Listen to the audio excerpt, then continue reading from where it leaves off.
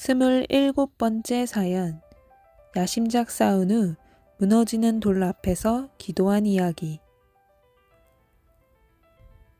월명동에서 앞산 야심작이 다 무너져 세 번째로 돌을 다시 세우며 쌓을 때다. 그때 한 번은 멀리 강원도에 사는 제자들도 7시간씩 차를 타고 와서 돌 쌓는 것을 봤다. 내 옆에서 돌 쌓는 일을 하는 제자들에게 강원도에서도 선생 작업하는 것 보러 왔네 하니, 저 아이요, 선생님이 돌 쌓다가 쉬시면 그때 면담하려고 왔대요 하였다. 그래서 이 바쁜데 무슨 면담이야, 뻔한 말들이지. 오늘 해가 질 때까지 쉴 시간이 없다. 다 끝나면 몰라도 했다. 어느새 그에게 내 말을 전해줬는지 그의 대답이 전해져 왔다. 끝나고라도 나를 기어이 만나고 간다고 했다. 그의 말을 내게 전해주는 제자가 종일 서서 다리 아프지도 않나? 했다. 그래서 내가 기다림이 대단하네. 끝나고 만나준다고 해.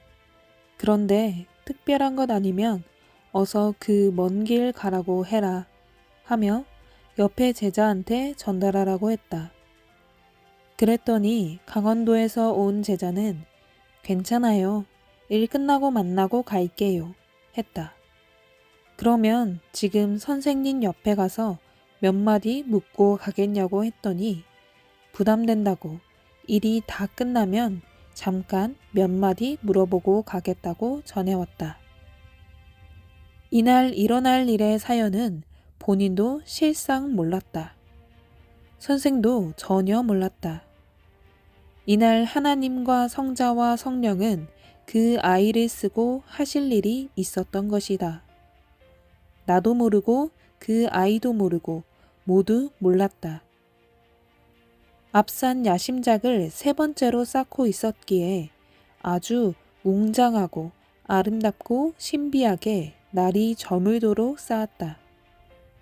해가 지고도 밤에 불을 켜고 30분 정도 더 일했다. 정말 지금까지 쌓은 것 중에 최고 멋있게 돌을 많이도 세워 쌓았다. 그렇게 다 쌓고 난 뒤 제자들은 모두 돌조경에서 내려가게 하고 나는 너무 기쁘고 좋아서 캄캄한데도 홀로 남아 조경 상단부 돌 사이에서 하나님께 감사하다고 기도를 했다. 하나님, 성령님, 성자의 구상으로 다 쌓고 삼위가 함께 지켜주셔서 생명의 해됨 없이 잘 마쳤습니다. 고맙습니다. 사랑합니다. 하고 한창 기도를 하는데 누가 내 손을 잡으면서 선생님 여기 계셨네요. 끝났으니 빨리 내려가요. 끝나면 면담해 주신다고 약속했잖아요. 라고 말했다. 눈을 뜨고 쳐다보니 강원도 제자가 그때까지 기다리고 있다가 깜깜한 밤에 나를 찾아 약속대로 면담해 달라고 내 손을 잡고 이끌었던 것이다. 이때 나는 말하기를, 야, 감사 기도하는 중인데 끌어내면 어쩌냐. 나 너 때문에 화나서 시험 들겠다. 내가 돌을 쌓아놓고 기쁜 때라 화를 내지는 않겠다만 내가 아무리 바빠도 선생 기도하는데 이러면 되냐? 기도 끝나고 와야지. 끝나고 만나주마 했다. 그런데 강원도 제자는 죄송해요. 9시간 동안 기다렸으니 몇 마디만 하고 가려고 해요. 지금 해야 하니 내려가서 해요 했다. 나는 책망하며 소리를 지를 수도 없고 해서 내려가 있어라. 기도 끝내고 곧 내려가마 했다. 그랬더니 예 하고 내려가는 것 같았다. 나는 다시 기도를 이어갔다. 그런데 1분도 못 돼서 그가 또 나에게 왔다. 선생님 하고 내 손을 잡고 이끌면서 울먹이며 내려가요 했다. 이때 나는 화를 낼 만도 한데 화도 안 내고 얼른 몇 마디 해주고 다시 올라와서 기도해야겠다. 이것이 하나님도 사람도 마음 상하지 않게 하는 일이다 생각하고 강원도 제자와 같이 30m 높이의 돌조경에서 운동장 바닥으로 내려왔다. 돌 쌓는 데서 내려오면서 그가 말하길, 이제 출발해서 가면 강원도까지 7시간 가야 돼요 했다. 그때 그가 신앙이 어린 자라서 내가 말을 잘 들어준 것이다. 혹시 마음 상해서 교회에 안 나올까봐 걱정도 되었다. 신앙이 어릴 때는 내가 신앙을 잘 잡아주고 관리를 해준다고 약속했기 때문에 말을 함부로 할 수도 없었다. 하나님은 그날에 글을 쓰려고 계획하시고 미리 약속하며 준비하신 것이다. 운동장으로 내려오니 옆에서 사람들이 웅성거리며 작업한 것에 뒤처리를 하고 있었다. 나는 강원도 제자에게 면담할 것 있으면 빨리 이야기하라고 했다. 그랬더니 그는 사실 특별한 것은 없다고 말했다. 선생님 보니까 다 풀렸습니다. 그만 갈게요. 운전해주면서 같이 온 자가 기다리니 빨리 갈게요. 다음에 또 올게요. 하고 떠났다. 나는 참 이상하다 생각했다. 내가 운동장에 내려와 있으니 함께 작업한 크레인 사장이 내게 인사하고 가려고 기다리고 있었다. 이제 일도 다 끝났으니 또 언제 선생님을 뵙죠? 하며 아쉬워했다. 그리고 그는 떠나기 전에 쌓은 돌을 크레인 헤드라이트로 비추며 보았다. 이때 크레인 사장이 내게 말하기를, 아까보다 돌들이 앞으로 넘어진 것이 보이네요 했다. 또다시 자세히 보더니 착시가 아니고 확실하네요 하였다. 나는 그럴 리가 있겠냐고 하며 돌은 방향 따라 기울어 보인다고 했다. 그러자 크레인 사장은 강하게 말하며 아닙니다. 확실합니다. 하는 것이었다. 나는 즉시 남자 제자를 불러서 조경 위로 올라가 보라고 했다. 돌이 넘어진다는 이야기를 듣고 그도 그럴 리가 만무하다고 하면서 올라가 보더니 나를 향해 소리를 질렀다. 선생님, 돌이 넘어집니다. 몇 개가 지금 앞으로 숙여 있습니다. 했다. 위치를 보니 아까 내가 기도하고 있던 그 장소였다. 그래서 나는 크레인 사장에게 다시 크레인을 설치하고 넘어진 돌을 잡자고 했다. 그러나 당장에 빨리 설치가 안 된다고 하여 우선 급한 대로 20여 명이 올라가서 넘어지는 돌을 밧줄로 매어 뒤편 소나무에 묶기 시작했다. 그때부터 밤새도록 그 작업을 한 것이다. 급히 수습하는데 정신이 팔려 그 시간은 연계에 갔다 온 것 같았다. 돌을 다 쌓아 놓았는데 순간 아수라장이 된 것이다. 이날 이러한 사연 때문에 그 제자는 나를 만나기 위해 멀리서 왔던 것이다.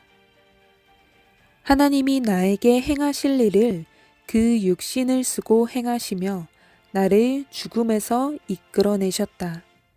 성령님도 그때 그 제자를 쓰고 나를 강하게 감동시키신 것이다.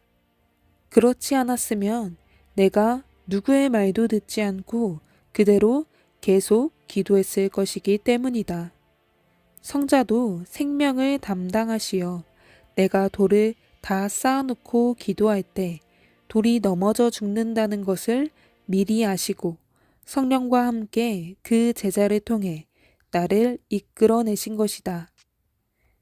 이날 3위는 합당한 자를 예비하여 보내셨다. 신앙이 어린 자이니 거기서 나를 끌어내릴 수 있지. 딴 사람은 그렇게 못한다. 그래서 어린 글을 쓰신 것이다. 하나님은 몇 달 전에 나를 통해 그 제자에게 미리 면담을 약속하시며 너 아직 신앙이 어리니 내가 관리해주고 만나주마 하셨다.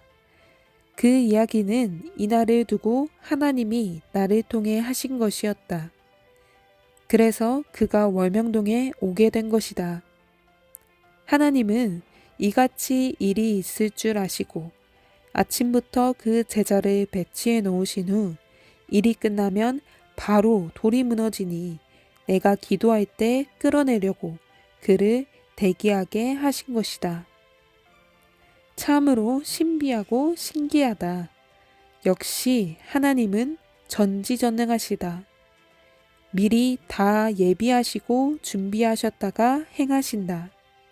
인간은 알 수 없다. 그러므로 하나님의 뜻대로 되게 해달라고 항상 기도해야 한다.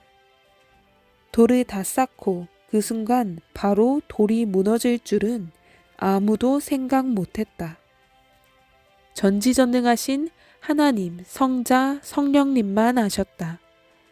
그때 돌을 잘 쌓았는데 어떻게 그렇게 서서히 돌이 넘어지면서 전체가 무너질 거라고 생각할 수 있었으랴. 이같이 삼위일체만 전지전능하시니 미리 아시고 여유 있게 사람을 쓰고 행하셨다. 이날도 죽음에서 나를 살리시려고 그 사람을 쓰고 행하신 것이다. 그날 그 제자를 통해 안 끌어냈으면 나는 거기서 기도하다가 죽었다.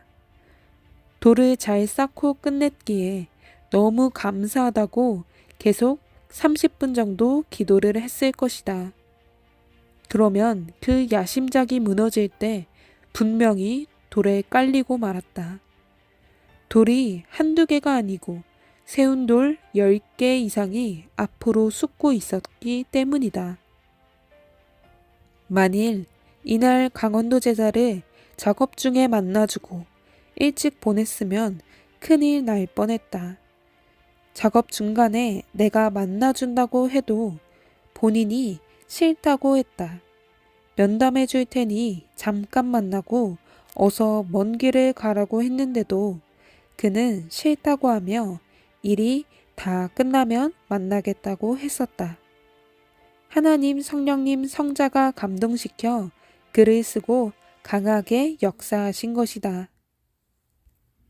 이와 같이 하나님은 여러 방법을 총동원하여 전지전능하게 나를 살려주셨다.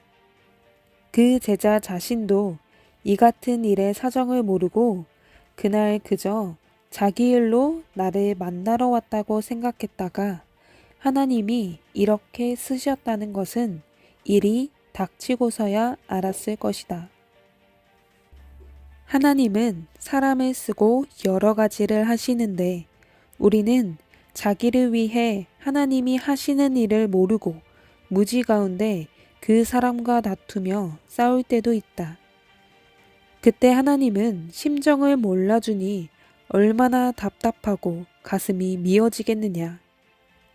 하나님도 사람을 죽음에서 살릴 때나 어려운 일을 도와주실 때 간단히 도울 때도 있지만 이같이 여러 가지를 총동원하여 합당한 자를 모두 쓰면서 돕는다는 것을 깨달아야 한다. 내가 이같이 자세히 쓰는 이유는 하나님이 역사하시는 신비한 일, 성령님이 감동과 감화로 역사하시는 일, 성자와 예수님이 생명을 지키며 행하시는 일을 알리기 위해서이다. 누구든지 죽음에서 살려주려면 이같이 하나님은 총동원하여 행하신다는 것을 깨달아야 되겠다. 죽어가는 신앙을 살릴 때도 그러하고 육신을 죽음에서 살릴 때도 그러하다. 여러 어려운 상황에서 도울 때도 하나님은 이같이 행하신다는 것이다. 그렇다면 우리는 도움만 받고 끝나서는 안 된다. 생명을 살려주신 자를 영원토록 섬기고 사랑하고 존경하며 마음 변치 말고 살아야 한다. 그렇지 않는다면 자기에게 분노의 날이 닥치고 죽음의 날이 닥칠 수밖에 없다. 지난날 누구든지 하나님이 살려주신 것에는 이런 뜻이 있으니 자세하게 깨달으라는 것이다. 그때 야심작 아래에도 돌을 다 쌓은 제자들이 벅적거리고 있었다. 내가 기도하고 내려올 때까지 기다리는 때였다. 사미께서 나를 끌어내려서 돌 조경을 확인하게 하지 않으셨으면 그야말로 대형 참사가 일어났을 것이다. 다시 생각해도 소름 끼치는 죽음의 계곡에서의 일순간이었다. 나는 그날 밤이 새도록 하나님께 고마워하며 눈물의 기도를 했다. 하나님, 살려주셔서 고맙습니다. 안 살려주셨으면 하나님과 내가 쌓은 돌조경이 무너져 돌무더기 속에서 죽었을 텐데요. 하며 감격했다. 생각할수록 꿈 같은 현실이었다. 누구든지 언제 어디서나 자신이 최고로 조심하고 항상 죽음이 따른다 생각하고 확인해야 된다. 그리고 늘 자기와 모든 자들의 생명을 구해달라고 기도하면 이날에 나를 도우셨듯이 사미께서 합당한 자를 통해 우연같이 도우신다. 하나님은 죽음을 앞에 놓고 사람을 살리거나 환난에서 구해줄 때, 또 문제를 해결해 줄 때 항상 미리 예비하시고 그때마다 거기에 합당한 자를 쓰고 행하신다. 사람이 없으면 동물이나 비바람을 쓰고 행하신다. 그리하여 그 위치를 피하게도 하시고 상황을 틀어 바꿔놓기도 하신다. 겪고 깨달은 자만 나와 같이 증거하고 말할 것이다. 이와 같이 온 지구상의 생명들을 살리시는 하나님의 심오함과 신비함과 오묘함을 알아라. 이 글을 읽고 전지전능하신 기묘자 하나님, 성령님, 성자를 더욱 깨닫고 자신들도 그렇게 겪은 것을 알기 바란다. 그리고 하나님께 생명을 살려줘서 감사하다고 하며 하나님을 믿고 사랑하며 살길 원한다. 나뿐만 아니라 모두를 이같이 살려주셨다고 하나님은 살려준 생명의 표상인 나에게 확실히 깨닫게 하셨다.